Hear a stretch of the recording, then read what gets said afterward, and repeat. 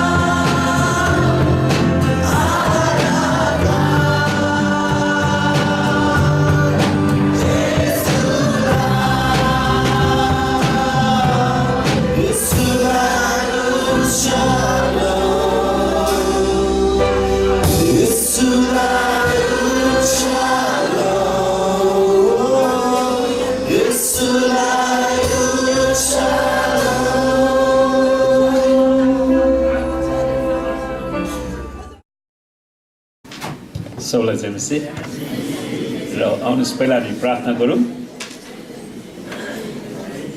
सबैजना आँखा चिम्लिनुहोस् र हामी येशू ख्रीष्टलाई हामी यस मण्डलीको सिंहासनमा विराजमान गराउन चाहन्छौँ।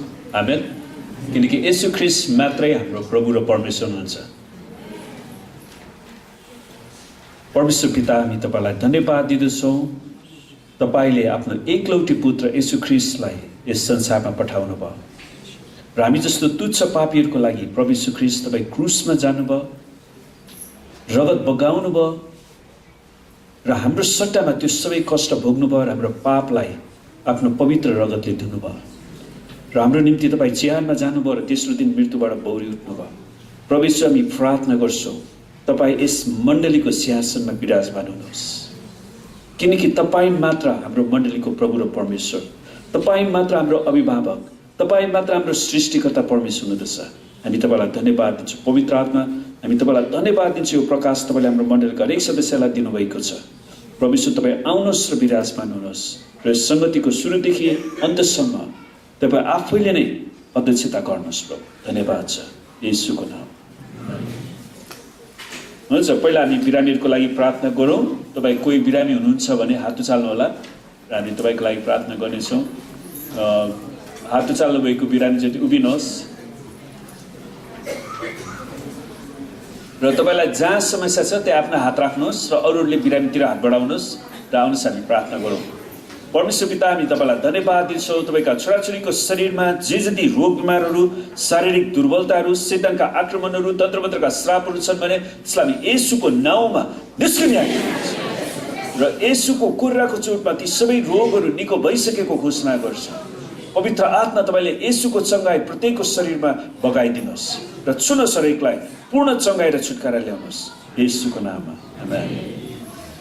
र दोस्रो विषय हामी प्रार्थना गर्नेछौँ। बाइबलले भन्छ काम नगरीले के गरोस्? खाने पनि नखाओस्। तपाईँ जतिजना काम गरिरहनु भएको छ, तपाईँको अर्थतन्त्रमा परमेश्वरको आशिष चाहिन्छ, तपाईँको कारोबारमा भोल्युमहरूमा वृद्धि चाहिन्छ भने, तपाईँको तलबहरूमा वृद्धि चाहिन्छ भने हात उचाल्नु होला र आउनुहोस् हामी प्रार्थना गरौँ।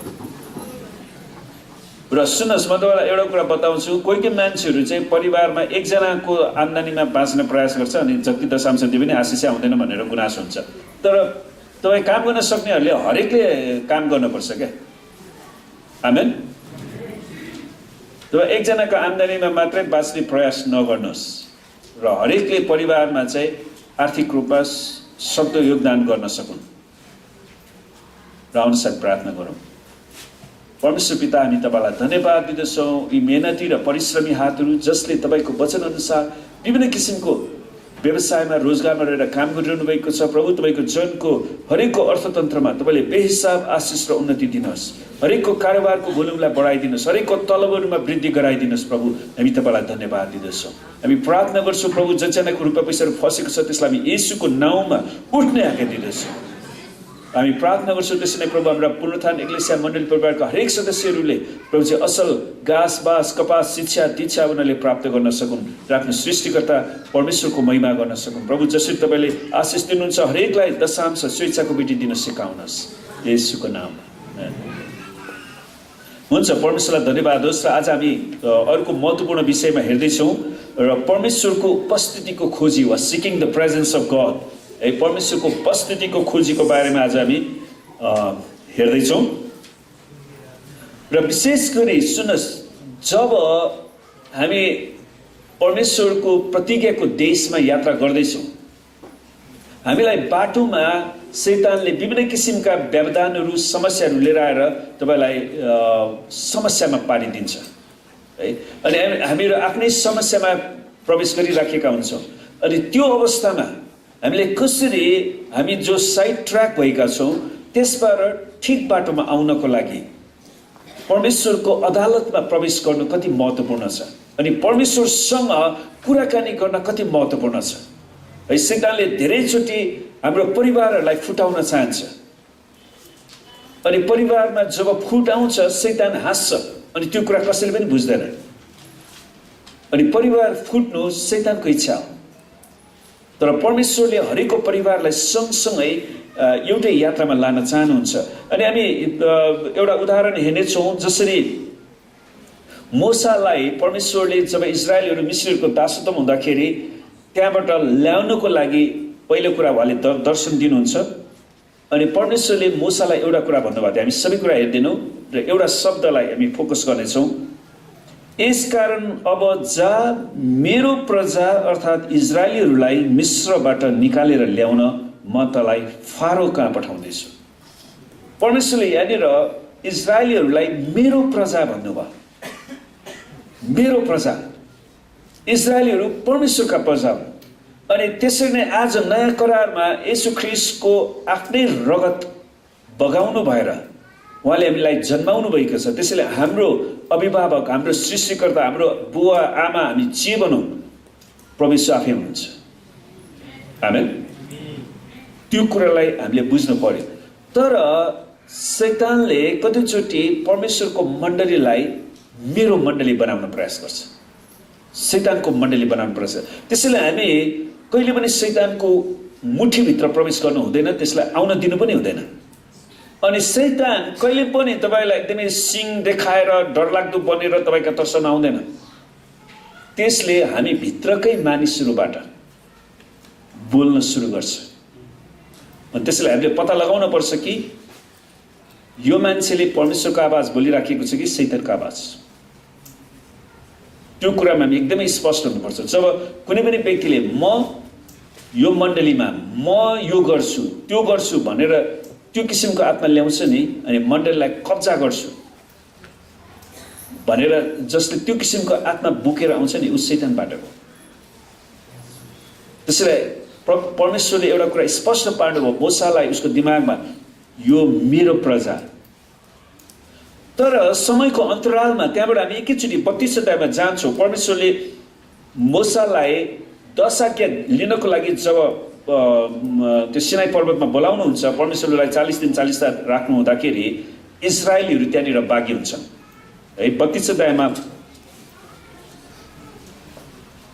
32 को 1 पदमा जब मानिसहरूले मूसालाई पर्वतबाट ओर्लनलाई बिहालो गरेको देखे, तब तिनीहरू हारूनका भेला भएर तिनलाई भने, उठाउनुहोस् र हाम्रा अघि जानलाई देवताहरू बनाउनुहोस्। हाम्रो अघि जानलाई देवताहरू बनाउनुहोस्। शैतानले कति छिटो मानिसहरूको मनलाई बहकाउँछ अनि उनीहरू सृष्टिकर्ता परमेश्वरको उद्धारको खोजी गर्न सट्टा देवताको पछि उनीहरू लाग्न सुरु गर्छ। अनि त्यहाँबाट बिचरा हाम्रो सहायक पास्टर थिए हारून सहायक पास्टर थिए। उनी मान्छेको दबावलाई खेप्नै नसक्ने, अनि त्यसपछि मान्छेले जे भने उसलाई त्यो प्रेसरलाई खेप्न नसकेको कारणले उसले ल तिमीहरूको सबै सुनचाँदी बटुल भनेर त्यसपछि उनीहरूले मिश्र देशमा पूजा गरेको त्यो बादशाहको मूर्ति बनाइदिन्छ। अनि त्यसपछि उनीहरू त्यहाँनिर बागी हुन्छन् अनि परमेश्वरलाई त्यस कुराले धेरै ठुलो आघात पुर्याउँछ। उनीहरूसँग आफ्नो पास्टर मूसाको लागि पर्खिन सक्ने अलिकति पनि धीरज थिएन। परमेश्वरले बोलाउनु भएको छ, मूसा परमेश्वरको उपस्थितिमा छन् अनि उनीहरूले आफैले बुझ्नु पर्ने हो मूसाले त्यहाँ के खायो होला। उनीहरूलाई त्यसको केही चिन्ता फिक्री छैन। उनीहरूलाई आफ्नो पास्टरको अवस्थाको बारे केही पनि जानकारी लिन चाहँदैन। उनीहरू आफै आफ्नो देवता बनाएर उनीहरू अगाडि बढ्न चाहन्छन्।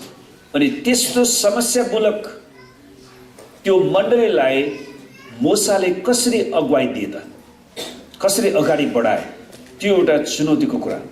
त्यसैले मूसालाई परमेश्वरले भन्नुहुन्छ, तब परमप्रभुले मूसालाई भन्नुभयो 7 पदमा, तल ओर्ली किनकि तैले मिश्रबाट निकालेर ल्याएका तेरा मानिसहरूले आफैलाई भ्रष्ट पारेका छन्।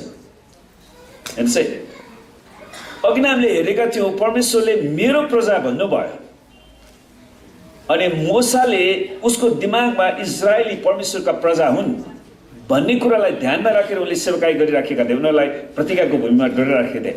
यहाँसम्म आइपुग्दाखेरि परमेश्वरले त्यो प्रजालाई त्याग्नुभयो अनि उहाँले के भन्नुभयो, मेरो प्रजा होइन तेरा मानिसहरू। त्यसैले मण्डलीमा यो कुरा हुँदो रहेछ। मण्डलीभित्र कोही परमेश्वरको हुन्छ, कोही मानिसका हुन्छ, कोही आफ्नो स्वार्थ लिएर आउँछ, कोही परमेश्वरको स्वार्थ खोजेर आउँछ। आमेन। त्यसैले हामीले सुरुदेखि नै यो भनिराखेका छौँ, म मण्डलीमा आउँदाखेरि म मण्डलीबाट के पाउन सक्छु भनेर आउने होइन, तर म प्रभुको कामको लागि के दिन सक्छु त्यो उद्देश्य लिएर आउनुपर्छ। अनि यहाँनिर शिफ्ट चेन्ज हुन्छ, परिवर्तन हुन्छ, मेरो प्रजाबाट तेरो प्रजा। तर मूसा त्यसमा मख पर्दैनन्, तर मण्डलीहरूमा त्यस्ता मान्छेहरू छन्, उनीहरू मण्डलीको सिंहासनमा बस्न चाहन्छन् अनि मेरो यो मण्डलीलाई म गर्छु, म 5 जना अगुवा खडा गर्छु, 10 जना अगुवा खडा गर्छु, म यो मण्डलीलाई चलाउँछु, म त्यो गर्छु ऊ गर्छु। त्यो किसिमको आत्मा लिएर मान्छेहरू आइराखेका हुन्छन्। मूसालाई त्यतिखेर त्यो परिषद तिरोमा ल परमेश्वर अब यो मेरो जाति भयो, अब म यिनीहरूको शिर भए, म यिनीहरूको पास्टर भए, म यिनीहरूको सबै अध्यक्षता गर्छु, त्यो किसिमको कुरा उसले लिँदैनन्। सुनोस्, मूसाले त्यसपछि परमेश्वरले मूसालाई अर्को कुरा पनि भन्नुभयो, अब म आफै यो मानिसहरूसँग जाँदिनँ, म यिनीहरूलाई एउटा स्वर्गदूत पठाइदिन्छु। अनि त्यो कुरा परमेश्वरले 33 अध्यायमा भन्नुहुन्छ, म तिमीहरूका अघि एउटा दूत पठाउने छु र कनानी, यमोरी, हित्ती, परिची, हिब्बी र यबुसीहरूलाई धपाउने छु। दूत र म बने त्यो देशमा जाऊ, तर तिमीहरू हठी मानिस हो, यसै कारण म तिमीहरूको बीचमा हिँड्ने छैन, नत्र त बाटैमा म तिमीहरूलाई नाश गरौँला। म अब हिँड्दिनँ, बरु मेरो दूतलाई तिमीहरूको माझमा पठाउँछु। यो तेरो मानिस हो, तेरो मानिसलाई अगुवाई गर्नको लागि म स्वर्गदूत खडाइदिन्छु। अनि मूसालाई त्यो कुराले सन्तुष्ट दिएन। सुनोस्, आज मूसाको जस्तो हृदय भएको पास्टर अगुवाहरू पाउन गाह्रो छ। धेरै पास्टरहरू अगुवाहरू तपाईँले टेलिभिजनमा पनि अरू संसारका अरू प्रचारकहरूको प्रचार सुन्नुहोस्, प्राय जसो पास्टर अगुवाहरूले आफैलाई उचाल्ने गर्छन्। उनीहरू आफै माथि उठ्न चाहन्छन्, तर मूसाको जीवनमा त्यो कुरा हुँदैन। मूसाले परमेश्वरसँग बिन्ती गर्छ। अनि त्यसपछि 33 को 12 पदबाट हामी अलिकति अगाडि बढ्छौँ।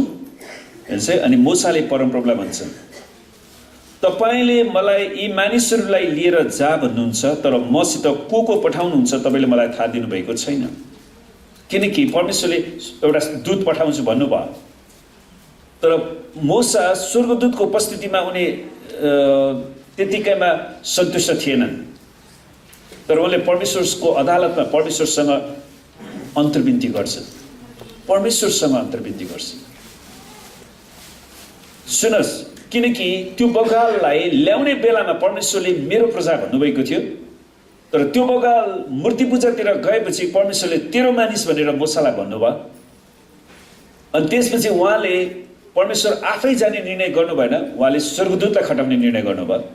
अनि त्यो अवस्थामा मूसाले कसरी परमेश्वरको उपस्थितिमा गए त? अनि उनले परमेश्वरको उपस्थितिको खोजी त्यतिखेर गरे।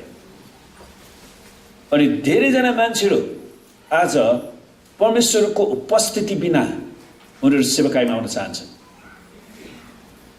उनीहरू परमेश्वरसँग न त प्रार्थना बिताउँछन्, न उनीहरूसँग समय छ परमेश्वरसँग प्रार्थनामा बिताउने, न उनीहरूसँग वचन अध्ययन गर्ने समय छ, तर उनीहरूलाई पुलपिटबाट प्रचार गर्न मन लाग्छ। अनि उनीहरूलाई परमेश्वरको वचन भनेको चाहिँ एउटा नेताले गर्ने भाषण जस्तो मात्रै ठान्छन्।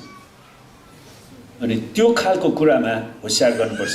सुनोस्, मूसा परमेश्वरको अदालतमा पस्छन् अनि परमेश्वरलाई उनले भन्छन्, तर मसित को पठाउनुहुन्छ तपाईँले मलाई थाहा दिनुभएको छैन। मैले प्रस्थान 33 को 12 पदबाट पढिरहेको छु। तपाईँले भन्नुभएको छ, म त तँलाई तेरो नाउँले नै चिन्छु र तँमाथि मेरो निगाह भएको छ।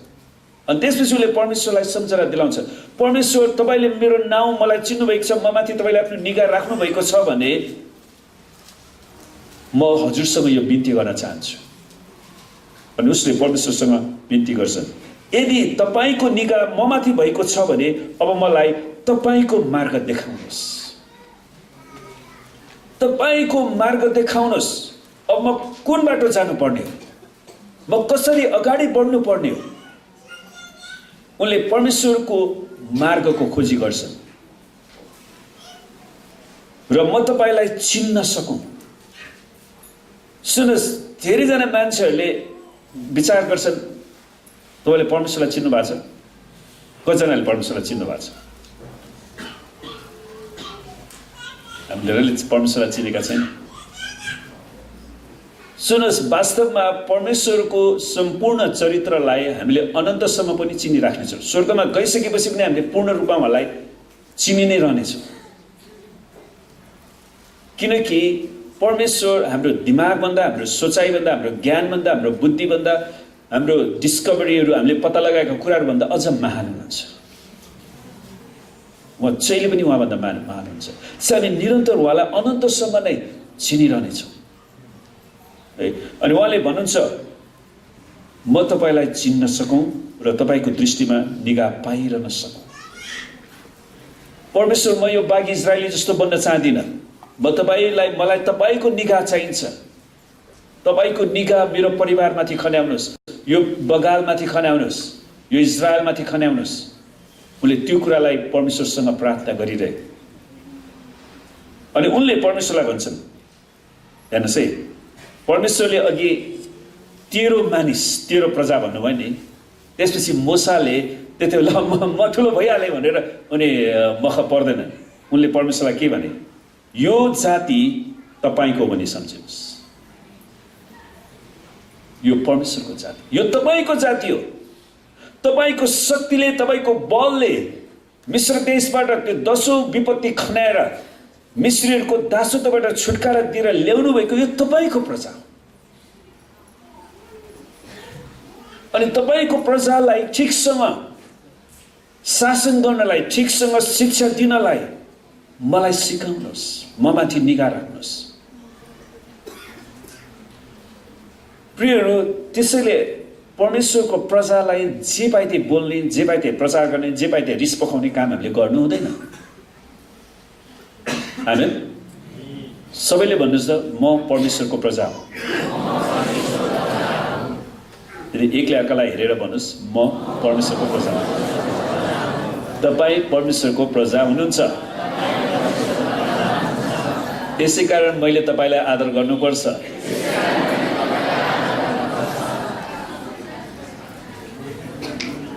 आमेन। ढोका पछाडि बसेर पास्टरको विरुद्धमा बोलेर काम छैन नि।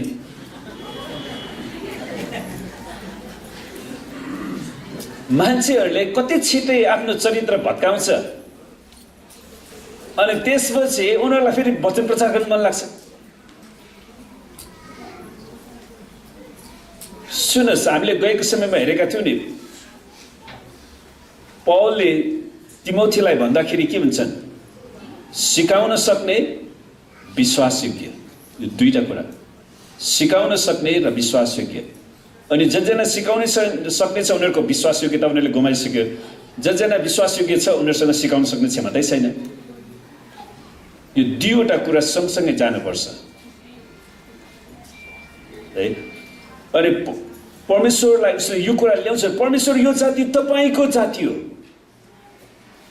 तपाईको शक्तिले, तपाईको बलले, तपाईको आत्माले ढुर्याएर ल्याउनु भएको प्रजालाई तपाईले कसरी मेरो प्रजा भन्नु? मोसालाई त्यो कुराले चिन्ता लाग्छ अनि उनले परमेश्वरको हातमा सुम्पिन्छ।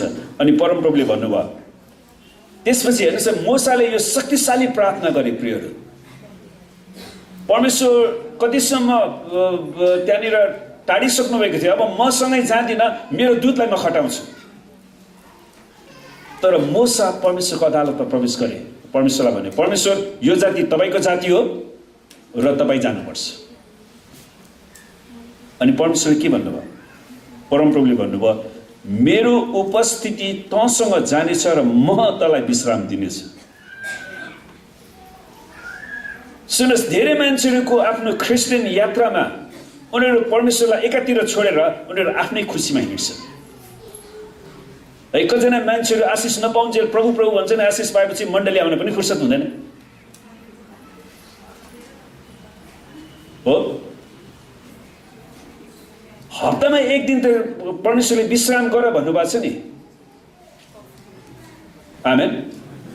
त्यसैले हप्तामा एक दिन पसल वा अफिस जेसुकै बन्द गरेर पनि त आउन सकिन्छ नि। आमेन।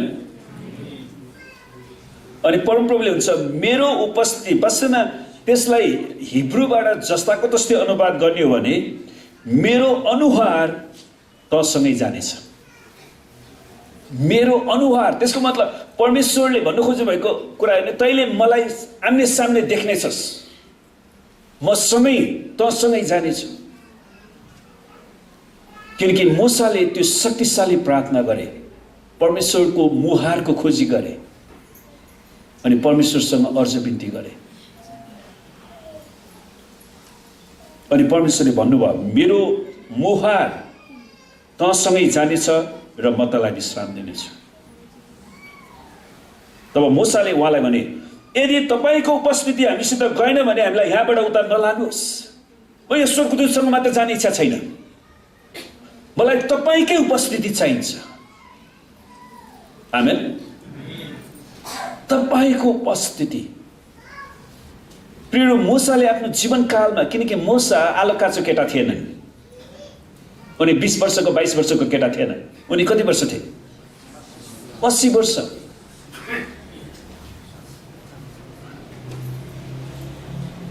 परमेश्वरले मूसालाई 80 वर्षको उमेरमा सेवकाईमा ल्याउनु भयो, किनकि उनमा त्यो परिपक्वता थियो। उनले 80 वर्षमा महत्त्वपूर्ण कुराहरू सिकेका थिए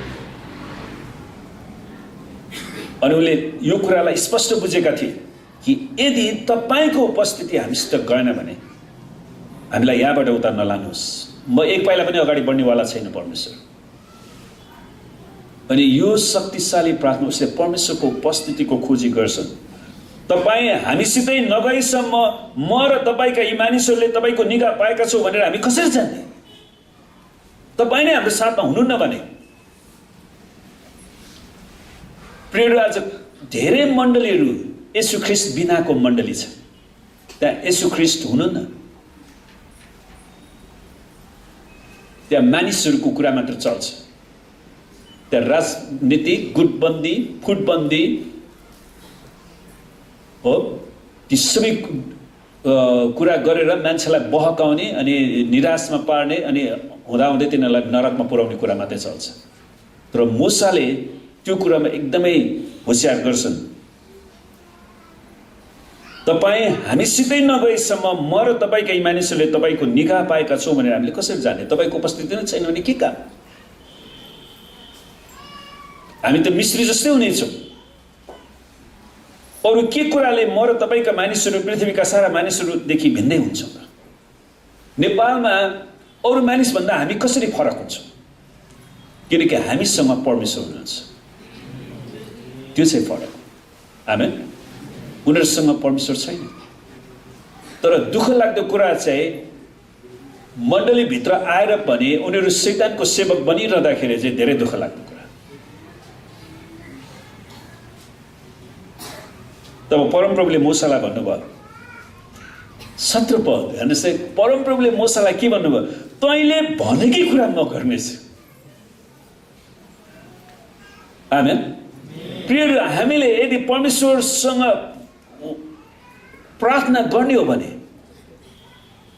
हाम्रो हृदयले परमेश्वरको मुहारको खोजी गर्ने हो भने, उहाँको उपस्थितिको खोजी गर्ने हो भने परमेश्वरले गर्नुहुन्छ। परमेश्वरले आफ्नो जनको हृदयको इच्छालाई पनि पुरा गर्नुहुन्छ। अनि उहाँले भन्नुभयो, तैँले भनेकै कुरा म गर्नेछु, किनकि मैले तैँले मेरो दृष्टिमा निगाह पाएको छस् र मैले तँलाई नाउँले नै चिनेको छु। मूसा नाउँलाई मैले चिनेको छु, मूसा को म जान्दछु, त्यसैले तँसँगै जानलाई म तयार छु। परमेश्वरले यो कुरा ल्याउनुहुन्छ। तिनले भने, त्यसपछि मूसाले एकपछि अर्को परमेश्वरसँग जुन कुरा माग गरे नै, मैले हाम्रो मण्डलीका हरेक सदस्यले यही कुरा माग गरून् भनिरहेको छु क्या। तपाईँले आफ्नो प्रार्थनामा यी कुराहरू राख्नुहोस्। उसले भन्छ, मलाई तपाईँको महिमा देखाउनुहोस्। उसले पहिला प्रार्थना गरे, परमेश्वर मलाई तपाईँको मार्ग देखाउनुहोस्, तपाईँको बाटो देखाउनुहोस्। त्यसपछि उसले के भने, परमेश्वर मलाई तपाईँको महिमा देखाउनुहोस्। किनकि परमेश्वरले आज मण्डलीमा यस्ता व्यक्तिहरू खोजिरहनु भएको छ जसले परमेश्वरको महिमाको खोजी गर्दछन्, जसले परमेश्वरको मुहारको खोजी गर्दछन्, जसले परमेश्वरको राज्यको खोजी गर्दछन्, जसले परमेश्वरको इच्छाको खोजी गर्दछन्। आमेन। ती व्यक्तिहरू मात्र परमेश्वरले चाहनु भइरहेको छ। अनि उनले भन्छ, परमेश्वर मलाई तपाईँको महिमा देखाउनुहोस्। उनीसँग परमेश्वर प्रति अझ भोक जागेर आउँछ उसलाई। अनि उहाँले भन्नुभयो, परमेश्वरले भन्नुभयो, म तेरो सामुन्ने मेरो सारा श्रेष्ठता देखाउनेछु। यो नेपालीमा सारा श्रेष्ठता भनेर छ, इङ्ग्लिसमा चाहिँ गुडनेस रहेछ। म तँलाई मेरो गुडनेस, मेरो सम्पूर्ण भलापन, मेरो सम्पूर्ण असलपन, मेरो सम्पूर्ण आशिषका कुराहरू तँलाई देखाउनेछु। परमेश्वरको महिमाभित्र यी सबै कुरा आउँदो रहेछ। र तेरै सामुन्ने परमप्रभुको नाउँको घोषणा गर्नेछु। परमेश्वरलाई अगाडि परमेश्वरले दर्शन दिनुहुँदाखेरि, परमेश्वर तपाईँको नाम के भनेर भन्दाखेरि परमेश्वरले के हुन्छ? म हुँ जो म हुँ। YHWH वा यावे परमेश्वर वा याहुवा परमेश्वर, अहिले कतिजना यहुदी रबाइहरूले भन्छ उहाँको खास उच्चारण याहुवा। अहिले यावे परमेश्वर जे छ, तेरै सामुन्ने म परमप्रभु नामको घोषणा गर्नेछु, अनि त्यसपछि हेर्नुहोस् त, जसलाई म अनुग्रह गर्न चाहन्छु त्यसलाई म अनुग्रह गर्नेछु, जसलाई म कृपा देखाउन चाहन्छु त्यसलाई म कृपा देखाउनेछु। अनुग्रह र कृपा देखाउने सम्पूर्ण मूल कुरा परमेश्वरको अधिकारको कुरा हो। आमेन। त्यो परमेश्वरको कुरा हो, हामीले त्यो अरूबाट डाँड गर्न सक्दैनौँ, लिन सक्दैनौँ। त परमेश्वरले यो कुरा स्पष्ट, जसलाई म अनुग्रह गर्न चाहन्छु त्यसलाई म अनुग्रह गर्छु। कहिलेकाहीँ मलाई लाग्छ किन परमेश्वरले साउल राजाले पछि पश्चाताप गरी पनि क्षमा गर्नु भएन, तर दाउदले पछि डरलाग्दो पाप, उसले आफ्नो पापको निम्ति मृत्युदण्डको घोषणा आफैले गरेका थिए र पनि परमेश्वरलाई क्षमा गर्नुभयो। अनि परमेश्वरले दाउदलाई मेरो हृदयको मानिस भन्नुभयो, किनकि परमेश्वरले जसलाई अनुग्रह देखाउन चाहनुहुन्छ त्यसलाई उहाँले अनुग्रह गर्नुहुन्छ, जसलाई कृपा देखाउन चाहन्छ उहाँले त्यसलाई कृपा देखाउन चाहनुहुन्छ। जो मान्छेहरू सुरुदेखि नै आफ्नो हृदय परमेश्वरलाई समर्पण गर्छन् त्यसलाई परमेश्वरले आफ्नो आशिष देखाउनुहुन्छ।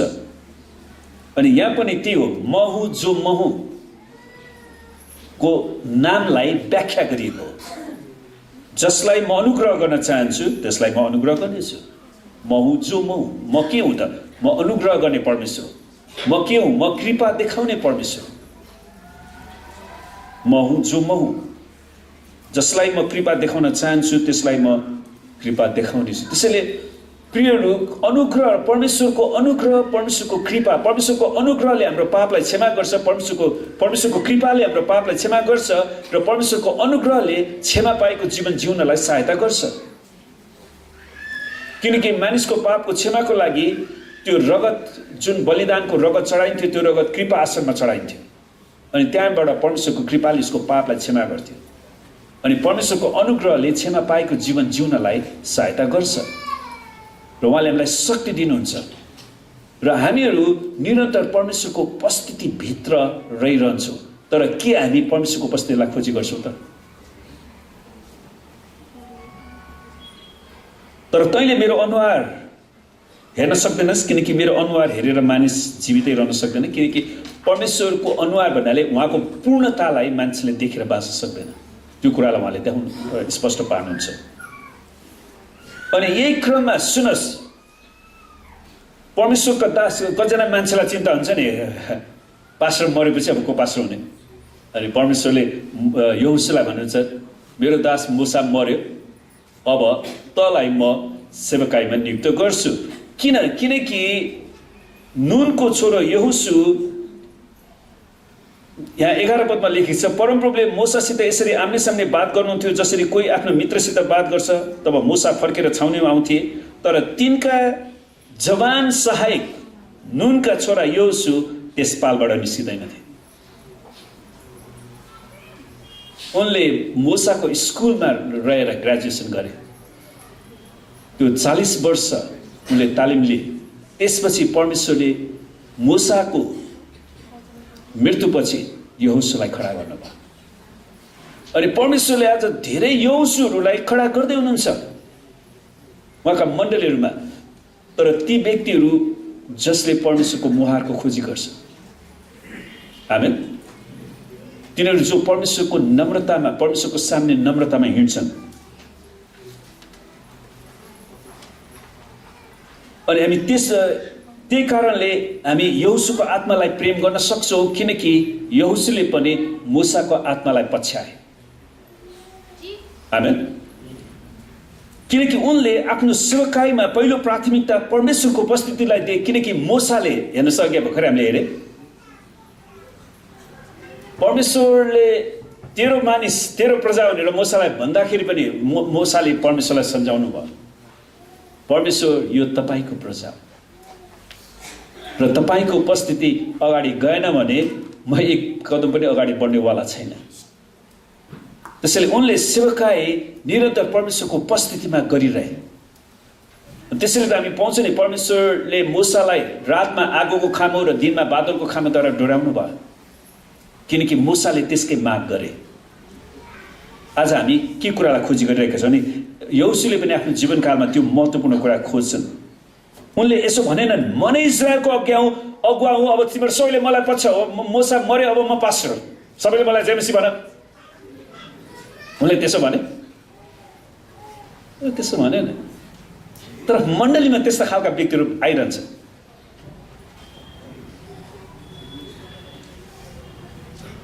उनले यो पनि भनेनन्, यस इजरायलको बगाललाई मै डराउँछु, म यस बगालमाथि 50 जना अगुवा खडा गर्छु पनि भनेनन् उनले। तर उनले निरन्तर परमेश्वरको उपस्थितिको खोजी गरेर जुन कुरा मूसाले गरेका थिए आफ्नो सेवकाईमा, अनि उनले त्यसैलाई निरन्तरता दिए, किनकि मूसाको पालमा यहोशू निरन्तर रहिरहे। उनले मूसालाई छोडेर गएनन्। उनी कसैको बहकमा लागेन। त्यहाँनिर तपाईँलाई थाहा छ, मूसाको पालामा पनि उसको आफ्नै दिदीहरूले मूसाको विरुद्धमा विद्रोह गरेका थिए है। त्यहाँ थुप्रै विद्रोह भयो। परमेश्वरले कतिजनालाई त नष्ट पनि गर्नुभयो। तर ती सबै कुराको बावजुद परमेश्वरले मूसालाई ल्याउनु भने नि मूसाको हृदय जहिले पनि परमेश्वरको सामने थिए। अनि यहोशूले निरन्तरता दिन्छन्, किनकि परमेश्वर नै उनीहरूको अगुवा हुनुहुन्थ्यो। यहोशूले यो कुरालाई स्पष्ट बुझेका थिए, परमेश्वर मात्रै उनीहरूको अगुवा हुनुहुन्छ। परमेश्वरले मात्र परमेश्वरको प्रतिज्ञाको भूमिमा डोर्याउन सक्नुहुन्छ। सुन्नुहोस्, परमेश्वरले मात्र हामीलाई स्वर्गमा लान सक्छ। तपाईँ कोही हवाईजहाज चढेर स्वर्ग जाने स्वर्गको टिकट काट्न मिल्छ? यहाँ कोही ट्राभल एजेन्ट छ स्वर्ग पुर्याउने हवाईजहाज? परमेश्वरले मात्र परमेश्वरको राज्यमा डोर्याउन सक्नुहुन्छ प्रियहरू। त्यसैले हामीले निरन्तर परमेश्वरको मुहारको खोजी गर्नुपर्छ। मैले हिजोस्ति मात्र एकजना नयाँ व्यक्तिलाई सुसमाचार प्रचार गर्दै थिएँ। उहाँलाई मैले भने, मर्न त जो पनि मर्छ नि, तपाईँ मुक्ति पाएर किन नमर्ने त? आमेन। मुक्ति पाएर किन नमर्ने? किनकि स्वर्ग जाने टिकट यीशु ख्रीष्टसँग मात्रै छ। किनकि परमेश्वरले मात्र परमेश्वरको प्रतिज्ञाको भूमिमा डोर्याउन सक्नुहुन्छ। जब परमेश्वरको करारको सन्दुक अगाडि बढ्छ तब मात्र तिमीहरू अगाडि बढ भनेर यहोशूले ती इजरायलीहरूलाई भन्छन्। उनले त्यो कुरा इजरायलीलाई निरन्तर सिकाउँछन्। हामी कहिले पनि परमेश्वरभन्दा अगाडि बढ्ने चाहना गर्नु हुँदैन। हामी कहिले पनि परमेश्वरभन्दा बढी धर्मी, परमेश्वरभन्दा बढी दयालु, परमेश्वरभन्दा एक कदम अगाडि बढ्ने त्यस्तो व्यक्ति हुनु हुँदैन। है, तपाईँ जब परमेश्वरभन्दा बढी दयालु बन्न सुरु गर्नुहुन्छ नि, तपाईँको रुपियाँ पैसा नि गुमेर जान्छ क्या। किनकि हामीले खराब मान्छेहरूलाई सहायता पुर्याइराखेका हुन्छौँ, तर सहायता पाउनु पर्ने मान्छेलाई हामीले सहायता गरिराखेका हुँदैनौँ। त्यो कुरामा हामी धेरै उत्साह गर्नुपर्छ। तिनीहरूले किन परमेश्वरलाई पछ्याउनु पर्दछ भन्ने कुराको स्पष्टीकरण यहोशूले 3:4 दिन्छन्। यहोशू 3:4, किनभने त्यो बाटो तिमीहरू पहिले हिँडेका छैनौ, जुन बाटोमा जानुपर्ने हो त्यो बाटो पहिला तिमीहरूले हिँडेका छैनौ। मूसाले पनि प्रार्थना गरेको थिए, परमेश्वर हामीलाई त्यो मार्ग देखाउनुहोस्। अनि यहोशूले त्यसैलाई निरन्तरता दिन्छन्। परमेश्वरको करारको सन्दुक अगाडि जानुपर्छ, किनकि परमेश्वरको करारले परमेश्वरको उपस्थितिलाई प्रतिनिधित्व गर्दै थियो। त यस ठाउँसम्म त हामी पहिला पनि आइसकेका थियौँ। उनीहरू कनानको भूमिको बोर्डरको छेउमा उनीहरू आइसकेका थिए। तर यहाँबाट उता कसरी जाने त्यसको नेभिगेट वा त्यसको योजना र निर्देशन हामीले गर्न सक्दैनौँ भनेर यहोशूले बताउँछ। जबसम्म हामीभन्दा अगाडि नै यात्रा गरिसक्नु भएको परमेश्वरलाई पछ्याउँदैनौँ, प्रियहरू, परमेश्वर हामीभन्दा अगाडि यात्रा गर्नुभएको छ। आमेन। येशू ख्रीष्ट 2000 वर्ष अगाडि स्वर्गबाट आउनुभयो अनि मृत्युमाथि मानिसले भन्ठानेको मृत्यु नै अन्तिम कुरा हो। आज संसारमा त्यस्ता व्यक्तिहरू छन्, मृत्यु अन्तिम हो, त्यसैले जिउँदो हुँदाखेरि नै जति मोज मजा गर्न सक्छ मोज मजा गर।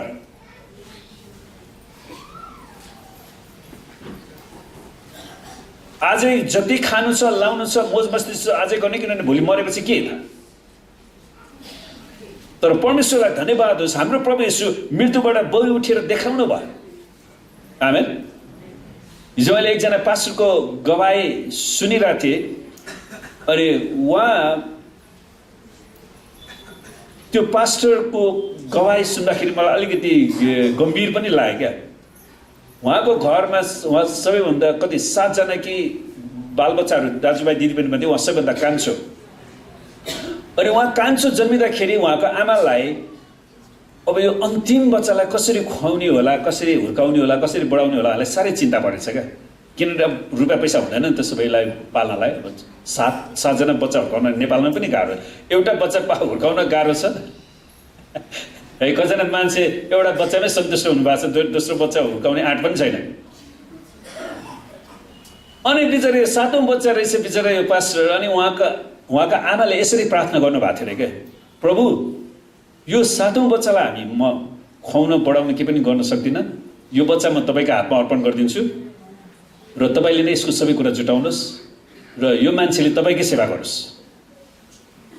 तर त्यो कुरा त्यो आमाले उहाँलाई कहिले पनि बताउनु भएन, जबसम्म उहाँ 30 वर्षको उमेरमा गएर जुन दिन उहाँले अब उहाँ चाहिँ मण्डलीको पास्टर हुने भनेर उहाँले त्यो अभिषेक लिनुभयो नि, त्यसपछि बेलुका घरमा गएर आमाले भन्नुभएको रहेछ, मैले तेरो निम्ति सानोमा यस्तो प्रार्थना गरेको थिएँ। अनि यो दाइ अब अहिले त 60-70 वर्ष कति भइसक्नु भयो। अनि उहाँ विचार गर्नुहोस्, कार एक्सिडेन्टमा पर्नु भयो, उहाँ मरिसकेको मान्छे। अब पुरै ठुलो गाडी, अब त्यो अमेरिकामा त एकदमै ठुलो ट्रक, यहाँको ट्रकभन्दा डबल तेब्बर ठुलो हुन्छ त, ठुलो ट्रकलाई हान्दैछ क्या उहाँलाई क्याचाक कुचुक। अनि त्यसपछि एकजना मान्छेले त्यो सबैले मरिसक्यो भनेर उनीहरूले त्यो एम्बुलेन्सलाई बोलायो, त्यो पुलिसहरूलाई बोलायो, सबै आउँछ, यो मरिसकेको छ काम छैन यसलाई गाड्न लगा भनेर उनीहरू त त्यत्तिकै जाँदै रहेछ।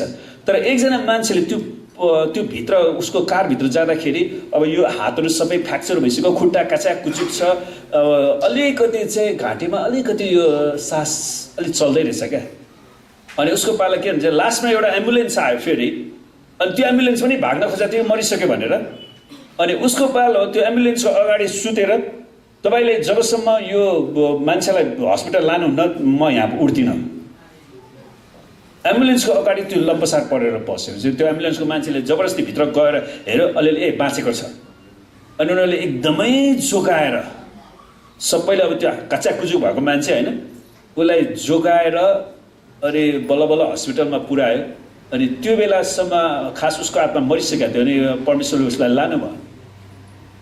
अनि पछिबाट परमेश्वरले उसलाई फेरि, किनकि उसको सेवकाई पृथ्वीमा सेवकाई गर्न बाँकी छ भनेर परमेश्वरले पठाउनु भयो। अनि त्यो मान्छे अहिले इन्टरभ्यू गर्दाखेरि पुरै सबै कुरा सधैछ क्या। आमेन। परमेश्वरले कसलाई दया देखाउन चाहनुहुन्छ, कृपा देखाउन चाहनुहुन्छ, कसलाई सबै सधैँ बनाउन चाहनुहुन्छ नि, परमेश्वरले उसको जीवनमा त्यो काम गर्नुभयो। अनि उहाँ सेवकाई गरिरहनु भएको छ। परमेश्वरलाई मात्र स्वर्गको बारेमा थाहा छ। आमेन। अनि आज परमेश्वरले हाम्रो मण्डलीमा ती व्यक्तिहरू खोजिरहनु भएको छ जसले परमेश्वरको मुहारको खोजी गर्छन्, जसले परमेश्वरको उपस्थितिको खोजी गर्छन्, जसले परमेश्वरको महिमाको खोजी गर्छन्। उनीहरूलाई संसारको सानातिना कुराहरूबाट झिरा मसिनामा रुमल लिएर नेतागिरी गरेर हिँड्नु फुर्सद छैन। किनकि परमेश्वर हामीभन्दा अगाडि नै यात्रा गरिसक्नु भएको छ। अनि उहाँले हजारौँ मानिसहरू, लाखौँ करोडौँ मानिसहरूले परमेश्वरको विश्वासमा हिँडेका छन्। अनि हामी चाहिँ किन नहिँड्ने त? आमेन। अनि त्यो कुरालाई यहोशूले पनि बुझेका थिए। जबसम्म हामीभन्दा अगाडि नै यात्रा गरिसक्नु भएको परमेश्वरलाई पछ्याउँदैनौँ, तबसम्म यो असम्भव र पारै गर्न नसक्ने देखेको यर्दन बाढीलाई क्रस गर्न सक्दैनौँ। किनकि यो बाढी आउने समयमा त्रिशुली नदीमा पनि जस्तोसुकै पौडी खेल्न जाने भयो भने बाढीको समय त हाम्रोलाई मिल्दैन नि है। कहिलेकाहीँ स्कुलबाट पिकनिकमा जान्छ, अनि त्यहाँबाट बगाएर लग्यो, लास्ट तल देखा पर्यो भनेर समाचार मात्रै सुन्न पाइन्छ। त कुनै पनि गन्तव्यमा हामी पहिलोचोटि यात्रा गर्दैछौँ भने हामीले आफ्नै प्रयासमा त्यो बाटो पहिलाउँदा हामी बाटोमै हराउन सक्छौँ। मलाई याद आउँछ कि कलकत्तामा पहिलोचोटि धेरै वर्ष अगाडि जाँदाखेरि कहाँबाट कहाँ जानुपर्ने त्यो घुम्दै आखिर त्यहीँ आइपुग्ने क्या फेरि। अनि म त्यहाँ हराएँ। लास्टमा एउटा मान्छेलाई बङ्गाली दाइलाई सोधेर यो कहाँ हो भनेर सोधेछ नि, उसले अर्को बाटो देखाइदियो। कहिलेकाहीँ त मैले ट्याक्सीको सहारा पनि ल्याएको छु, मलाई यो ठाउँमा पुऱ्याइदिनु भनेर। हामी कतिचोटि आफूले नजानेको बाटोमा आफै जबरजस्ती हिँड्न खोज्यो भने के हुन्छ। अनि कहिलेकाहीँ मण्डलीमा त्यस्ता व्यक्तिहरू पनि छन् जोसँग सुन्नुहोस् पास्टरीय सेवकाई भनेको जे पाए त्यही बोल्ने सेवकाई होइन क्या। त्यसमा परमेश्वरको अभिषेक पनि आउँछ। अनि कोही मान्छेहरू चाहिँ पास्टरलाई एकातिर पन्छाएर आफै पास्टर बनेर अनि के कुरा भनिदिन्छ। अनि त्यो मान्छेहरूको जीवनमा आशिष आउनु सट्टा श्राप आउँछ। है त्यसैले हामी जहिले पनि होसियार गरौँ। हामीले बोल्दाखेरि के बोल्ने के नबोल्ने परमेश्वरको आत्माको अगुवाई खोज्नु एकदमै महत्त्वपूर्ण छ। तर त्यस गन्तव्यमा नै बस्ने मानिसलाई फोन गरेर सोध्यो भने उसले सजिलोसँग हामीलाई डोराउन सक्छ नि। त्यसैले प्रिय मित्रहरू, तपाईँहरूको आउँदो सालसम्म तपाईँहरू चाहिँ आउँदो सालसम्म जहाँ जहाँ यात्रा गरिरहनुहुन्छ पहिला परमेश्वरको इच्छाको खोजी गर्नुहोस्। हावातालमा जसले बोलाए त्यसैमा जाने त्यसो नगर्नुहोस् क्या। हामीले सबैले बोलाएको ठाउँमा जानुपर्छ भन्ने छैन। तपाईँले परमेश्वरलाई सोध्नुहोस् म त्यहाँ जानु कतिको उचित छ उचित छैन। किनकि परमेश्वर पहिल्यै त्यहाँ पुगिसक्नु भएको छ। परमेश्वरलाई त्यो गन्तव्य थाहा छ। त्यहाँ म जानु ठिक छ कि छैन, मेरो आवश्यकता छ कि छैन त्यहाँनिर, त्यो परमेश्वरलाई थाहा छ। त्यसैले परमेश्वरको इच्छा खोजी गर्नु एकदमै महत्त्वपूर्ण कुरा हो। उहाँ त्यहाँ पुगेर तपाईँलाई पर्खिरहनु भएको छ यदि तपाईँ यहाँबाट जाँदै हुनुहुन्छ। परमेश्वरलाई धन्यवाद होस्। उहाँको एउटा चरित्र के हो? सर्वव्यापी। परमेश्वर अहिले एकैचोटि यहाँ नेपालमा हुनुहुन्छ, एकैचोटि उहाँ रसियामा हुनुहुन्छ, एकैचोटि उहाँ अस्ट्रेलियामा हुनुहुन्छ, एकैचोटि उहाँ क्यानाडामा हुनुहुन्छ, एकैचोटि उहाँ भेनेजुएलामा हुनुहुन्छ, एकैचोटि उहाँ अमेरिकामा हुनुहुन्छ, एकैचोटि उहाँ जहाँ पनि हुनुहुन्छ। आमेन। त्यसैले त्यो परमेश्वरको इच्छाको खोजी गर्यो भने मात्रै उहाँले हामीलाई सुरक्षित साथ त्यो ठाउँमा डोराउन सक्नुहुन्छ। यसै कारण उहाँको वेदीमा गएर उहाँलाई भन्नुहोस्, प्रभु म तपाईँलाई पछ्याउन चाहन्छु। र जब तपाईँले परमेश्वरको उपस्थितिलाई जाँदै गरेको देख्नुहुन्छ तब तपाईँसँग भएका सबै कुरालाई छाडेर, चाहे तिनीहरू जेसुकै होस् असल वा खराब, परमेश्वरलाई पछ्याउनुहोस्। मेरो खुट्टा भिजाउनु पर्यो तापनि म अगाडि बढ्नेछु, किनकि उनीहरू यर्दन नदी पार गर्दै थिए नि। त येशू ख्रीष्ट पृथ्वीमा हुँदा मलाई मनपर्ने उहाँको महत्त्वपूर्ण चरित्र, सुन्नुहोस्, मैले येशू ख्रीष्टको चरित्रलाई अध्ययन गर्दाखेरि उहाँको सबैभन्दा महत्त्वपूर्ण मनपर्ने चरित्र के थाहा छ? येशू ख्रीष्टले परमेश्वर पिताको इच्छा मात्रै पालन गर्नुभयो। उहाँले कुनै मानिसको प्रेसरमा दबावमा परेर केही पनि गर्नु भएन। मानिसहरूले उहाँलाई घरि प्रभु त्यहाँ तपाईँलाई भेटिराखेका छन्, त्यहाँ मान्छेहरू आइराखेका छन्, त्यहाँ पनि जाउँ न। प्रभु येशू ख्रीष्टले त्यो दबावलाई सुन्नु भएन। उहाँले परमेश्वरको पिताको आवाजलाई मात्र सुन्नुभयो। परमेश्वर पिताले ठिक छ त्यहाँ जाउँ भन्नुभयो, उहाँ त्यहाँ जानुभयो, नत्र भने उहाँ कहीँ पनि जानु भएन। जुन एकदमै उत्तम कुरा थियो, पिताको इच्छा पालन गर्नु, परमेश्वर पिताको इच्छा पालन गर्नु। उहाँले अरू केही पनि आफ्नै इच्छाले गर्नु भएन। उहाँले हाम्रो निम्ति त्यो एउटा महत्त्वपूर्ण नमुना राखिदिनु भयो। किनकि मानिसको जीवनमा विभिन्न किसिमका अभिलाषाहरू आउँछ, विभिन्न किसिमका चाहनाहरू आउँछ। म यो गर्छु, त्यो गर्छु, ऊ गर्छु।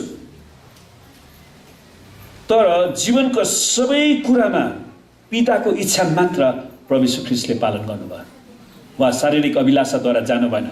वास्तवमा उहाँका आफ्नै भाइहरूले पनि तपाईँ किन यहाँ गालिलमा लुकेर यो आश्चर्य कर्म गरेर तपाईँ जानु न, उहाँ यरुसलेममा गएर तपाईँ प्रख्यात बन्नुहोस्, म मसिह हुँ, म राजा हुँ भनेर घोषणा गर्नुहोस्, त्यहाँ दाउदको गद्दीमा बस्नुहोस्। तर प्रभु यीशु ख्रीष्ट तिनीहरूको सङ्गतमा पनि जानु भएन। म तिमीहरूसँग चाडमा जाँदिनँ। अनि उनीहरू आफै गए प्रभु यीशु पछि गोप्य रूपमा छुट्टै जानुभयो। किनभने प्रभु यीशुले त्यस्ता गलत व्यक्तिहरूकोसँग उनीहरूको बहकाउमा उहाँ हिँड्नु भएन। त येशू ख्रीष्टको निम्ति धेरै मौका र अवसरहरू प्राप्य थियो, धेरैचोटि उहाँले भन्नुभयो त्यो असल छ तर मेरो समय अझै आएको छैन।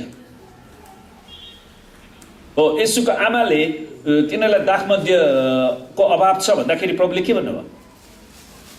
मेरो समय आएको छैन। परमेश्वरले आफ्नो समयमा काम गर्नुभयो। परमेश्वरलाई धन्यवाद होस्। यदि हामीले परमेश्वरको समय पर्ख्यौँ भने परमेश्वरले हामीलाई सबै कुरा जुटाउनुहुन्छ। आमेन। परमेश्वरलाई धन्यवाद होस्। हामीले हाम्रो चर्चको लागि चाहिने अत्यावश्यक ढल पनि परमेश्वरले जुटाउनु भएको छ। आमेन। आखिर परमेश्वरले आफ्नो समयमा त गर्नु भने हामी कसैले सोचेका पनि थिएनौँ। हामीले परमेश्वरको समयलाई पर्खिनुपर्छ।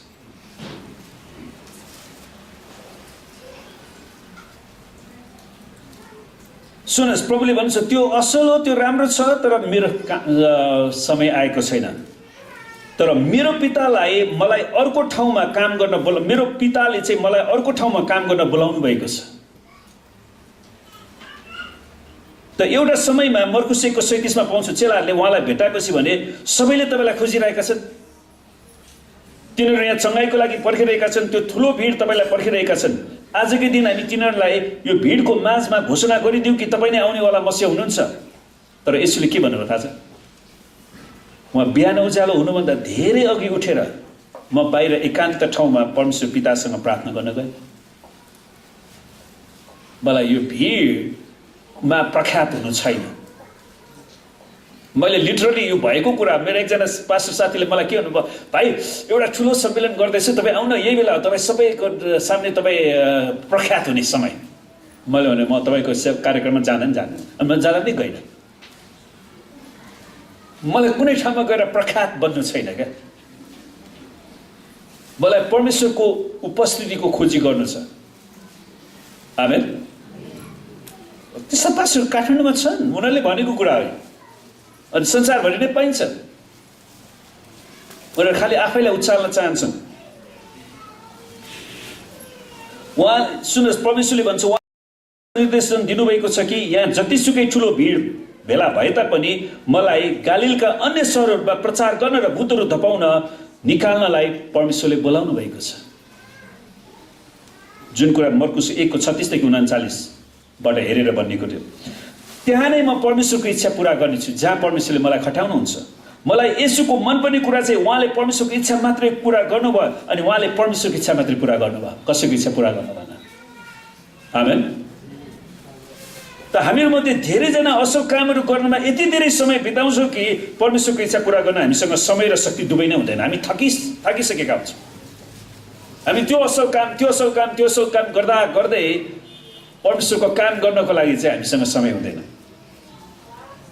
प्रियहरू, परमेश्वरको उपस्थितिको खोजी गर्नुहोस्, परमेश्वरको मुहारको खोजी गर्नुहोस्, अनि उहाँको उपस्थितिलाई पछ्याउनुहोस्। हामीले आशा गरे भन्दा विपरीत परमेश्वरले आफ्नो समयमा आफ्नै तरिकाले काम गर्नुहुन्छ। आमेन। हामीले अनुभव गरे भन्दा फरक प्रकारले परमेश्वरले आफैलाई प्रकट गरिरहनु भएको छ भने हामी त्यसको निम्ति पनि तयार हुनुपर्छ। किनकि परमेश्वर हाम्रो अनुभवभन्दा धेरै महान हुनुहुन्छ। हाम्रो अनुभवको बाकसभित्र उहाँ बस्नुहुन्न। अवश्य परमेश्वरका चरित्र र सत्यताको जगमा हामी जहिले पनि खडा भइरहन्छौँ।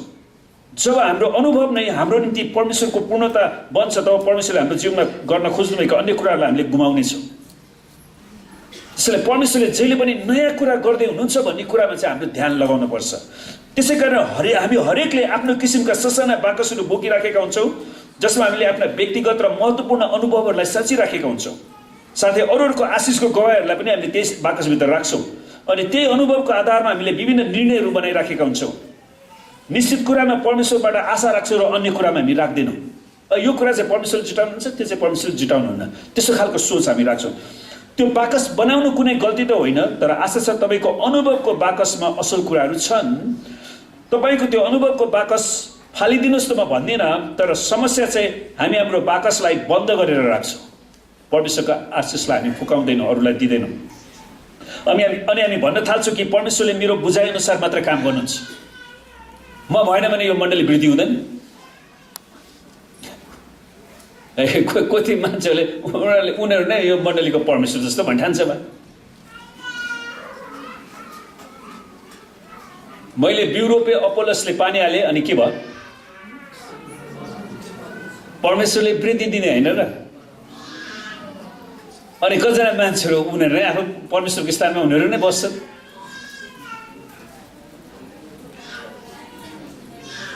सुन्नुहोस्, कतिचोटि हामी भन्छौँ जब परमेश्वरले अर्को व्यक्तिको जीवनमा भिन्दै प्रकारले काम गर्नुहुन्छ हामी भन्दछौँ त्यो परमेश्वर हुन सक्दैन, किनकि त्यो मेरो अनुभवको बाकसमा छैन।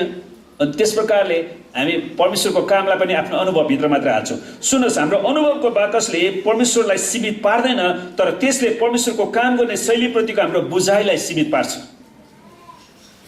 हामी विचार गर्छौँ परमेश्वरले योमा मात्रै काम गर्नुहुन्छ, तर परमेश्वरको काम गर्ने शैली धेरै बृहत छ। त्यसैले हाम्रो वरिपरि परमेश्वरले गरिराख्नु भएको कामलाई देख्न नसक्ने बनाउँछ, किनकि त्यहाँ परमेश्वरको काम गर्ने तरिका हाम्रो अनुभवभन्दा भिन्दै थियो। यहोशूले इजरायललाई भने, प्रियहरू तपाईँहरूले परमेश्वरको उपस्थितिलाई महसुस गर्नुहोस्, उहाँको आत्मा कतातिर गइरहनु भएको छ वा उहाँको उपस्थिति कतातिर बगिरहेको छ त्यसको खोजी गर्नुहोस्। उहाँले कहाँ कहाँ काम गरिरहनु भएको छ त्यहाँबाट दायाँ बायाँ तर्केर नजानुहोस्, उहाँलाई पुरा हृदयले पछ्याउनुहोस्, उहाँको उपस्थितिको खोजी गर्नुहोस्।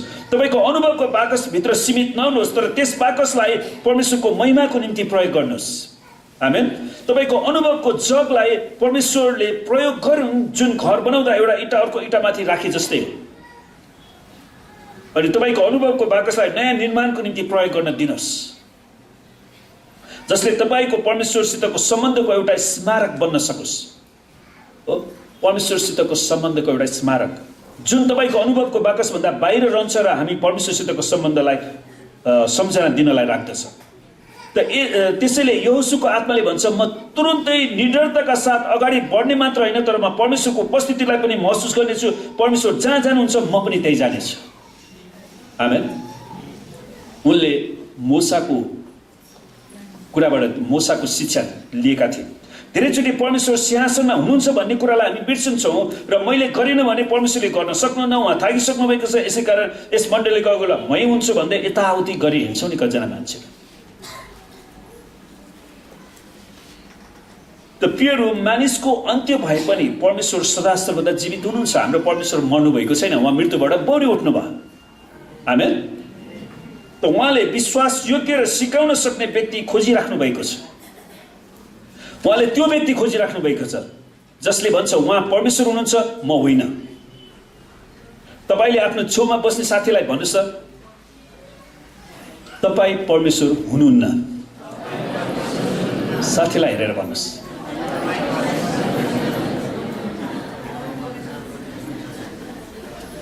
परमेश्वरलाई धन्यवाद, हामी कोही पनि परमेश्वर होइनौँ। आमेन। त्यसै कारण हामीले परमेश्वरको खोजी गर्न सक्छौँ।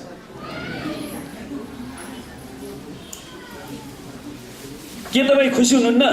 तिनीहरू परमेश्वर होइनन्, त्यसैले उनीहरूको कुरा हामीलाई मान्न पनि त आवश्यक छैन नि। आमेन। तपाईँका विचारहरू रायहरू ठिक वा राम्रा देखिएलान् तापनि तपाईँ आफ्नै विचारलाई नपछ्याउनुहोस्, तर परमेश्वरको हृदयलाई पछ्याउनुहोस्। उहाँ पहिलेदेखि नै त्यो गन्तव्यको बाटोबाट गइसक्नु भएको छ। हामी जानुभन्दा अगाडि उहाँ गइसक्नु भएको छ। आमेन। यहोशूको बारेमा अन्तिम कुरा, उहाँले खालि तुरुन्तै निडरताका साथ अगाडि बढेर परमेश्वरको उपस्थितिलाई महसुस मात्र गर्नु भएन, तर यहोशू 3:5ले भन्छ, यहोशूले मानिसहरूलाई भने, तिमीहरू आफैलाई पवित्र बनाऊ, किनकि भोलि तिमीहरूका बीचमा परमप्रभुले उद्धारको आश्चर्य कर्मको काम गर्नुहुनेछ। त्यसैले तिमीहरूले आफैलाई पवित्र बनाऊ। यहोशूको आत्माले परमेश्वरले गर्नुहुने आश्चर्य कर्मको आशा गरे कि परमेश्वरले काम गर्न सुरु गर्नु कि नै उनले विश्वासमा पाइला चाले। आमेन। किनकि परमेश्वर आफ्नो बोली र चरित्रमा विश्वासयोग्य हुनुहुन्छ, उहाँले जे बोल्नुहुन्छ त्यही गर्नुहुन्छ। के तपाईँले आफैलाई परमेश्वरमा समर्पण गर्नुहुनेछ र परमेश्वरको निम्ति आफैलाई अलग पार्नुहुनेछ वा परमेश्वरको निम्ति आफैलाई शुद्ध र पवित्र बनाउनुहुनेछ? यो हामी हरेकको लागि प्रश्न हो। के तपाईँमा यो समर्पणमा अहिलेदेखि नै तुरुन्तै पाइला चाल्नुहुन्छ त? परमेश्वरले तपाईँको विवाहलाई भलाइमा परिणत गर्नुहुनेछ यदि तपाईँको विवाह अविश्वासले भरिराखेको छ भने। सुन्नुहोस्, तपाईँको विवाहको परिवारमा अविश्वास, समस्या, झगडा छ भने परमेश्वरले भलाइमा परिणत गर्न सक्नुहुन्छ यदि तपाईँले तपाईँको विवाहमा परमेश्वरको मुहारलाई खोजी गर्नुभयो भने। आफ्नै शारीरिक अभिलाषा खोज्नुभयो भने चाहिँ समस्या हुन्छ, किनकि परिवारलाई बचाउन चाहनुहुन्छ परमेश्वरले। आमेन। परमेश्वरले तपाईँको स्वास्थ्यको बारेमा डाक्टरले दिएको रिपोर्टलाई पनि परिवर्तन गर्न सक्नुहुन्छ। आमेन। तिमी 5 वर्षमा मर्छौ वा तिमी 3 महिनामा मर्छौ भनेको मान्छेहरू 3 वर्ष, 7 वर्ष, 10 वर्ष बाँचिरहेछ। किन? परमेश्वरले परिवर्तन गर्नु भएन। त यसै गरी विश्वासमा पाइला चाल्नुहोस्। परमेश्वरले अनाथहरूलाई शत्रुहरूको हातबाट छुटकारा दिएर बचाउनुहुनेछ। उहाँले दासत्वमा परेकाहरूलाई स्वतन्त्र पार्नुहुनेछ।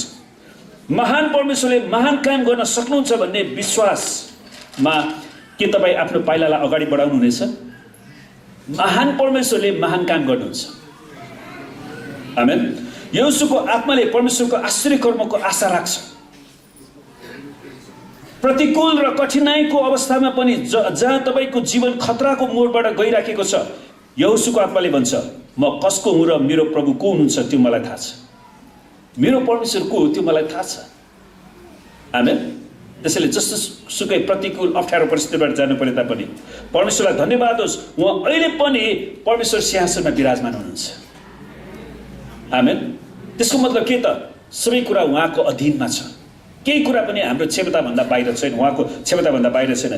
के तपाईँ परमेश्वरको आश्चर्य कर्ममा आशा राख्नुहुन्छ?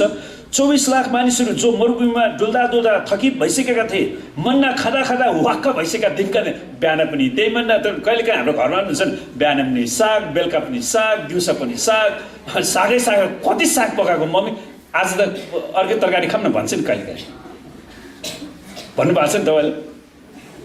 सुन्नु, 40 वर्षसम्म बिहान दिउँसो बेलुका मन्ना खाँदा दिक्क भयो होला नि त।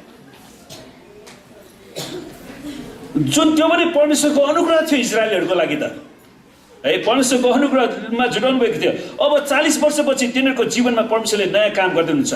अब त्यसैले तुरुन्तै पाइला चाल्नको निम्ति निडरताका साथ अगाडि बढ्न, जसले परमेश्वरको उपस्थितिको अनुभव र महसुस गर्ने, जसले परमेश्वरको आश्चर्य कर्मको आशा राख्ने नम्र अगुवा यहोशूको नेतृत्वमा यी 24 लाख मानिसहरूले यर्दन नदीको बाढीबाट पाइला बढाए र अन्त्यमा तिनीहरू डुलुवा र भटकको जीवनबाट पूर्णता र आशिषको प्रशस्तताको जीवन र स्वतन्त्रतामा प्रवेश गर्न सके। आमेन। प्रियहरू, जसरी 10 लाखमा एकजनाले प्रतिज्ञाको देशमा प्रवेश गरे, मोसाले लिएर आएका ती व्यक्तिहरूमध्ये 20-22 लाख मध्ये जम्मा त्यो पुस्ताको 2 जना व्यक्ति मात्रै को थिए? यहोशू र कालेब। अरू सबै 20 वर्ष मुनिका नयाँ पुस्ता थिए। 10 लाखमा एकजना व्यक्ति प्रतिज्ञाको भूमिमा प्रवेश गरे। जस्तै तपाईँलाई पनि परमेश्वरले यो प्रतिज्ञाको देशमा प्रवेश गर्न बोलाइराख्नु भएको छ। के तपाईँ पनि 10 लाखमा त्यो एकजना व्यक्ति बन्न चाहनुहुन्छ? जसले सबै किसिमको विद्रोह, समस्या, पास्टर मोसाको विरुद्धमा सबै खतरनाक कुरा भने तापनि कसैको कुरामा पछाडि नलागी उनीहरू परमेश्वरको वचनमा मोसाको नेतृत्वमा उनीहरू रहिरहे अनि परमेश्वरले उनीहरूलाई त्यो प्रतिज्ञाको भूमिमा डोराउनु भयो। आमेन। जब तपाईँ आफ्नो घरमा फर्केर जानुहुनेछ, ती अन्धकारमा रहने मानिसलाई परमेश्वरले दिनुहुने प्रशस्तता र भरिपूर्णताको देशमा डोराउने जिम्मा परमेश्वरले तपाईँलाई दिनुभएको छ। त्यो तपाईँलाई दिनुभएको छ। के तपाईँ त्यो जिम्मेवारीलाई तुरुन्तै आफ्नो जीवनमा लागू गर्नुहुन्छ? प्रियहरू, हामी आँखा चिम्लौँ र केही समय हामी मनन गरौँ। प्रियहरू, यदि आज परमेश्वरले तपाईँको हृदयमा बोल्नुभएको छ र यो वचन मेरो निम्ति हो, म परमेश्वरलाई पछ्याउनु छ, परमेश्वरको उपस्थितिको खोजी गर्नु छ भन्ने महसुस गर्नुहुन्छ र तपाईँलाई अझै प्रार्थनाको खाँचो छ भने, तपाईँ चाहनुहुन्छ भने तपाईँ हात उचाल्नुहोस् र म तपाईँको निम्ति प्रार्थना गर्नेछु कि तपाईँ कुनै मानिसलाई नपछ्याउनुहोस्, कुनै मान्छेको भड्काउमा पनि नजानुहोस्। तर यहोशू र कालेब जस्तै, मूसाले जस्तै परमेश्वर, म तपाईँलाई मात्र पछ्याउँछु। तपाईँको आवाज सुन्नलाई, तपाईँको मुहारको खोजी गर्नलाई सिकाउनुहोस्। परमेश्वर पिता, हामी तपाईँलाई धन्यवाद दिँदछौँ। यी हातहरू जो तपाईँको सामने उचालेका छन्, जसले साँच्चै नै परमेश्वर तपाईँको उपस्थितिको खोजी गर्ने, तपाईँको इच्छाको खोजी गर्ने, अनि यहोशू र कालेब जस्तै 10 लाखमा एकजना बन्ने त्यो निर्णय गर्नुभएको छ। प्रभु, तपाईँको पवित्र आत्माको अभिषेक आफ्नो छोराछोरीमाथि खन्याउनुहोस्। प्रभु, तपाईँले त्यो दर्शन दिनुहोस्। तपाईँसँग रुने, तपाईँसँग अन्तर्विन्ती गर्ने, तपाईँसँग प्रार्थना गर्ने छोराछोरी बनाउनुहोस् प्रभु। र तपाईँले दिनुभएको विश्वासमा, वचनमा निरन्तर स्थिर रहनलाई तपाईँले शक्ति दिनुहोस्, अभिषेक दिनुहोस्। धन्यवाद छ येशूको नाममा। र आउनुहोस् हामी परमेश्वरलाई धन्यवाद दिनुहोस्। सबैले हृदयदेखि नै परमेश्वरलाई धन्यवाद दिनुहोस्। परमेश्वर पिता हामी तपाईँलाई धन्यवाद दिँदछौँ किनकि तपाईँ जीवित हाम्रो सृष्टिकर्ता हाम्रो भलो चाहनुहुने हामीसँगै बास गर्न चाहनुहुने परमेश्वर तपाईँ हुनुहुँदछ। परमेश्वर तपाईँले पनि भन्नुभयो जहाँ 2 कि 3 जना मेरो नाममा भेला हुन्छन् म तिनीहरूको माझमा हुन्छु। हामी तपाईँलाई धन्यवाद दिन्छौँ परमेश्वर तपाईँको विश्वास योग्यताको लागि तपाईँको प्रेमको लागि। प्रभु परमेश्वर साँच्चै हामीलाई तपाईँलाई अझै चिन्नलाई सिकाउनुहोस्। हामीलाई तपाईँको मार्ग देखाउनुहोस् प्रभु। हामीलाई तपाईँको महिमाको खोजी गर्ने छोराछोरी बनाउनुहोस्। हामीलाई तपाईँको मुहारको खोजी गर्ने व्यक्ति बनाउनुहोस् प्रभु। हामी प्रार्थना गर्छौँ प्रभु यस मण्डलीमाथि निरन्तर तपाईँको महिमाको बादल खन्याउनुहोस् ताकि मानिसहरूले प्रभु यो मण्डली फरक छ भन्ने कुरालाई देख्न सकुन् र यो मण्डलीमा परमेश्वर हुनुहुन्छ भन्ने कुरालाई उनीहरूले देख्न सकुन् अनुभव गर्न सकुन्। प्रभु हामी तपाईँसँग प्रार्थना गर्छौँ। प्रभु हामी प्रार्थना गर्छौँ आज जो जति आउन सक्नु भएन कोही रोगी बिरामी हुनुहुन्छ भने उनीहरूलाई हामी येशूको नाममा चङ्गाईको घोषणा गर्छौँ। कोही घटी कमीमा छन् भने उनीहरूको आवश्यकतालाई पुर्याउने आज्ञा दिँदैछौँ। प्रभु हामी प्रार्थना गर्छौँ प्रभु यो हप्ताभरिको हाम्रो सेवाकाईमा यात्रामा पढाइमा सम्पूर्ण काममा तपाईँले हामीलाई आशीर्वाद दिनुहोस्।